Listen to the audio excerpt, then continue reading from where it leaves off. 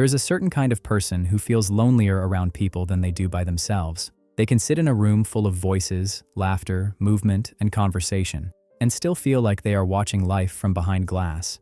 They are present, but not fully there. They smile when they are supposed to smile. They answer when someone speaks to them. They know how to act normal enough that no one asks too many questions. But somewhere inside, they feel distant. Not because they hate people, but because being around people often feels like becoming less real. If you feel like you might be one of those people, you may wonder why conversations exhaust you so quickly, why small talk feels like a performance, why certain rooms make you feel like you have to shrink, simplify, or hide the most honest parts of yourself. You may look at other people laughing easily, belonging easily, moving through the social world without resistance, and wonder why it feels so unnatural for you. Why you can be surrounded by people and still feel like no one is actually meeting you. But sometimes, the problem is not that you are broken. Sometimes the problem is that you have started seeing too clearly. You begin noticing the little things most people ignore. The way someone smiles while secretly competing. The way people say, "Be yourself," but only accept the version of you that does not make them uncomfortable. The way groups create invisible rules about what can be said, what must be laughed at, what must be admired, and what parts of yourself you must keep hidden if you want to stay included. And once you begin to notice these things, social life changes. You do not withdraw all at once. At first, something in you simply stops reacting the way it used to. You hear the same jokes, the same opinions, the same rehearsed conversations, but they no longer pull you in. You notice the performance behind the words. You notice when kindness is strategic. You notice when confidence is hiding insecurity. You notice when people are not speaking truth, but protecting an image. And once you see that, pretending becomes harder. You stop forcing laughter. You stop explaining yourself to people who were never really listening. You stop pretending not to notice the small manipulations, the hidden competition, the way certain relationships only feel warm as long as you remain useful. From the outside, this looks like distance. But inside, something else is happening. You are not becoming colder. You are becoming less willing to participate in what feels false. And people feel that change before you ever explain it.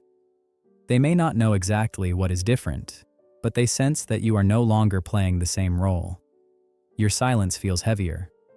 Your calmness feels harder to read. Your distance starts to feel like judgment, even when you have not judged anyone. Because when you stop performing reassurance, people lose the version of you they were used to controlling.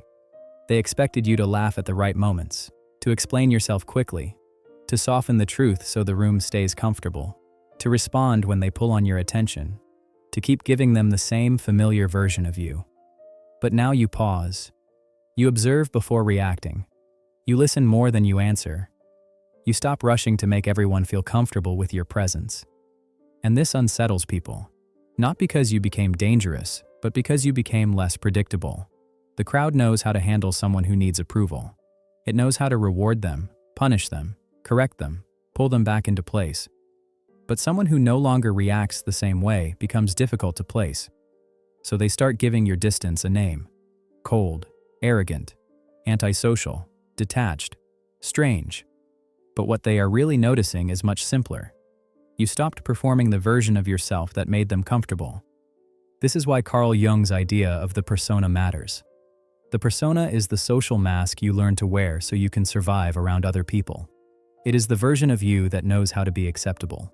The polite version, the calm version, the useful version, the version that does not say too much, feel too deeply, question too openly, or disturb the comfort of the group.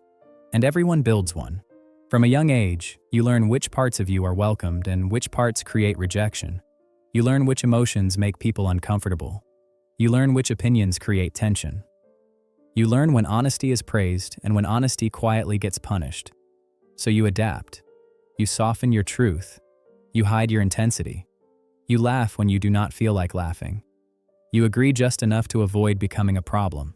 You shape yourself into someone easier to understand, easier to accept, easier to keep around.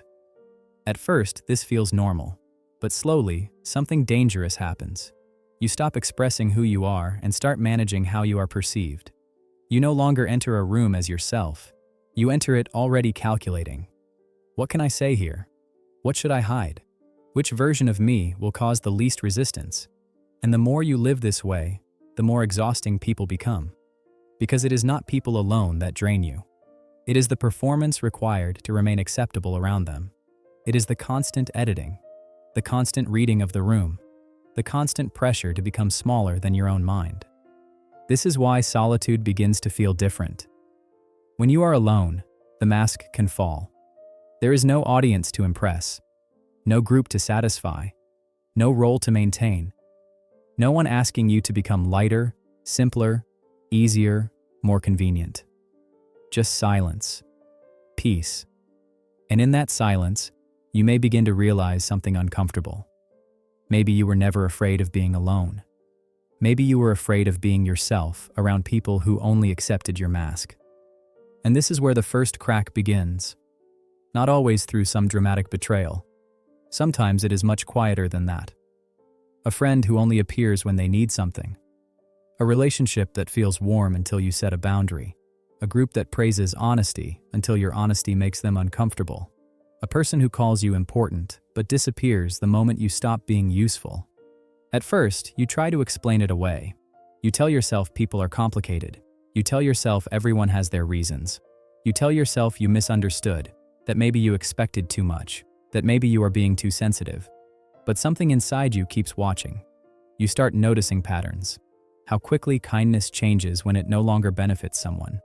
How loyalty becomes conditional when comfort is threatened. How people admire truth in theory, but punish it when it disrupts their image of themselves. And once these patterns become visible, something in you begins to detach. Not emotionally at first, mentally. You stop trusting the appearance of things so easily. You stop believing every smile. You stop confusing closeness with loyalty. You stop assuming that every person who enjoys your presence actually values your truth. From the outside, it may look like you are becoming distant. But inside, your illusions are collapsing. And when illusions collapse, your behavior changes. You stop chasing conversations that feel forced. You stop keeping relationships alive by carrying all the emotional weight. You stop explaining your silence to people who were comfortable with your performance but confused by your truth. Your responses become shorter. Your patience for social games begins to disappear. You no longer rush to prove that you care. You no longer soften every boundary with an apology. You no longer give people immediate access to your attention just because they are used to having it. And this is when people begin to notice. Because most relationships are built on predictability. They expect you to answer the same way, to reassure the same way, to tolerate the same things, to keep playing the role that made the connection feel stable. But now, something in you has changed. You hesitate before giving energy. You observe before trusting. You decline things you once accepted. You walk away from conversations that exist only to pull you back into the old version of yourself. And people may call this distance. But what they are really seeing is the moment you stop betraying your own awareness, just to keep the illusion alive. And this is where the circle begins to shrink. Not always through arguments, not always through betrayal. Sometimes people simply stop reaching for you when they realize you no longer respond the way you used to. The conversations become shorter. The invitations become fewer. The warmth becomes conditional.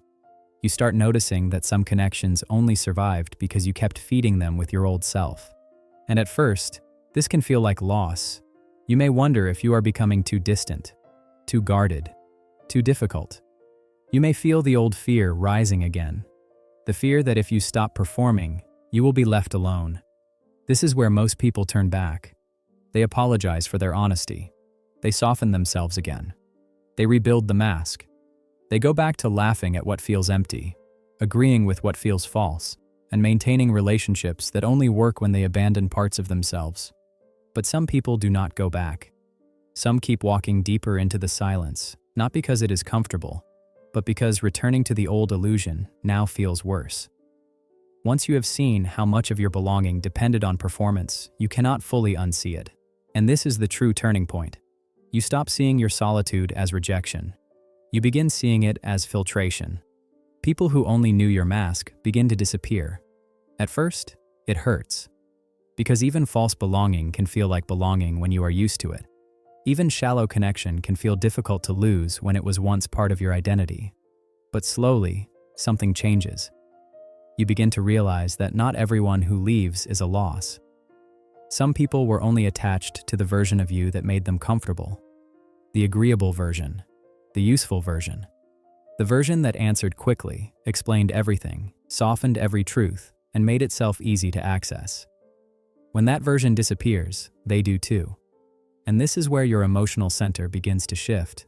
You stop chasing approval from people who only valued your performance.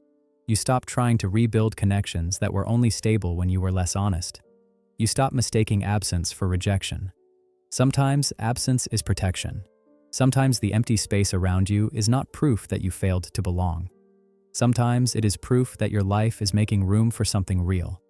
And this is where being alone begins to change you in a deeper way. Because once the noise fades, the parts of you that were buried for approval begin to rise again. Jung called this buried side the shadow. But the shadow is not only darkness, cruelty, or evil. It is everything you had to hide in order to be accepted. Your anger, your ambition, your directness, your refusal, your skepticism, your need for space, your ability to say no without explaining it for an hour. These parts were not destroyed. They were exiled, and solitude gives them a place to return. At first, this can feel uncomfortable. You may begin feeling emotions you used to suppress, anger where you once felt guilt, disgust where you once forced tolerance, clarity where you once created excuses. You may realize that many situations did not confuse you because they were complicated. They confused you because you were trying to protect an image of people that reality had already broken. This is why walking alone can feel harsh. It removes the distractions that helped you avoid yourself. There is no crowd to blend into, no role to hide behind, no constant social noise to keep your deeper instincts quiet. You are left with the truth of what you actually feel, and sometimes that truth is not gentle. You may discover that you were not as patient as you thought. You were afraid of conflict. You were not as forgiving as you thought. You were afraid of losing people. You were not as calm as you thought. You were trained to silence your own reactions. But this is not failure. This is integration beginning. The person who walks alone is not only separating from others. They are beginning to meet the self they abandoned in order to belong. And once you begin facing your own shadow, something strange happens. You start seeing other people differently too. Not as saviors, not as enemies, not as perfect friends, perfect lovers, perfect families, or pure villains. You begin seeing them as they are, human beings driven by fear, insecurity, hunger, pride, shame, and the need to protect their own image. This does not make you hateful. It makes you sober. You stop romanticizing people so quickly. You stop confusing charm with goodness. You stop mistaking attention for loyalty. You stop believing every apology just because it sounds emotional. You begin watching what people protect, what they avoid, how they behave when they lose control, how they treat you when you stop being useful. And this clarity changes your expectations. You no longer expect everyone to be deep. You no longer expect every connection to be honest. You no longer expect people to choose truth when illusion protects them better. And because your expectations drop, your reactions become quieter. You are less shocked by selfishness, less desperate for approval, less confused by betrayal. Not because these things no longer hurt, but because you understand them differently. You begin to see that much of human behavior is not personal. It is patterned. People repeat what protects them. They defend the identity they cannot afford to question. They attack what exposes them. They love what confirms them. And once you see this, you stop fighting every illusion. You stop trying to wake people up who are comfortable sleeping. You stop explaining truth to people who benefit from misunderstanding it. You stop expecting honesty from places built on performance. This is not bitterness, it is the beginning of discernment. And discernment is one of the gifts of walking alone. And once discernment begins, your relationship with approval changes. Before, praise could pull you closer. Rejection could make you question yourself. A strange tone, a cold message, a sudden distance from someone could disturb your whole inner world.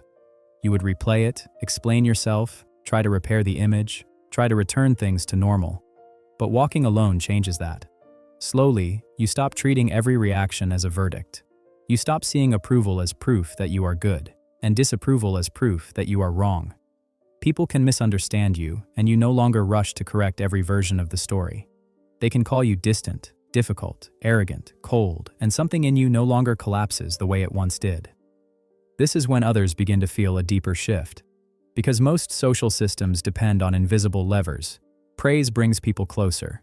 Shame pushes them back into place. Guilt makes them available. Rejection makes them obedient. But when those levers stop working on you, people feel it. You become harder to steer.